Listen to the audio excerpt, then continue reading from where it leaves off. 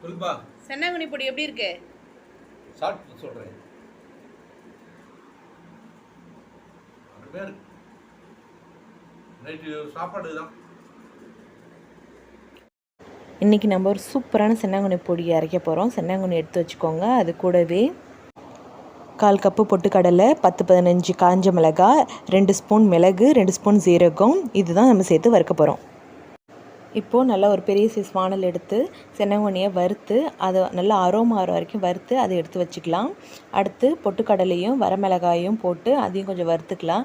அது கூடவே மிளகு ஜீரகத்தையும் சேர்த்து நல்லா வறுவறுன்னு வறுத்துட்டு அது கூடவே கருவேப்பிலையும் சேர்த்துக்கலாம். அதுக்கப்புறம் அது கூடவே பால் பெருங்காயம் இருக்கு இல்லையா, அதையும் சேர்த்துக்கோங்க. ரொம்ப மணமாக இருக்கும். இது நல்லா கொஞ்சம் நல்லா ரோஸ்ட் ஆகிற அளவுக்கு பொட்டுக்கடலை நல்லா ப்ரௌன் கலர் ஆகிற அளவுக்கு நல்லா வறுத்துட்டு அது கூடவே இப்போ நம்ம சென்னாங்குனி சேர்க்க போகிறோம். சென்னாங்குனி சேர்த்த உடனே ஒரு வாசனை வரும் பாருங்கள், வீடே மணக்குங்க. அந்த சவுண்டை கேட்டிங்கல்ல, அந்த மாதிரி நல்லா முறுமுறுன்னு வறுத்து அதை கொஞ்சம் ஆற விட்டுக்கலாம். அது ஆறுனதுக்கப்புறம் தான் அரைக்கணும். ஆறாதுக்கு முன்னாடி அரைச்சிடாதீங்க.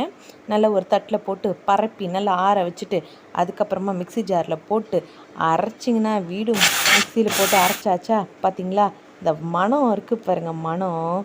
அதுக்கப்புறமா அதை தட்டில் போட்டு ஆற வைக்கணும். இப்போ நம்ம அடுத்த செட்டை அரைக்க ஆரம்பிக்க போகிறோம். கல் உப்பு போட்டுக்கோங்க.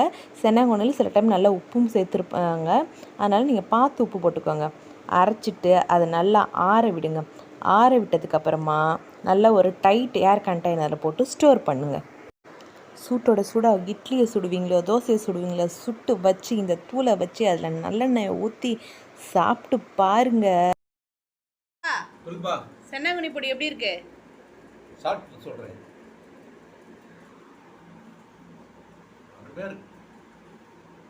நைட்டு சாப்பாடு தான்.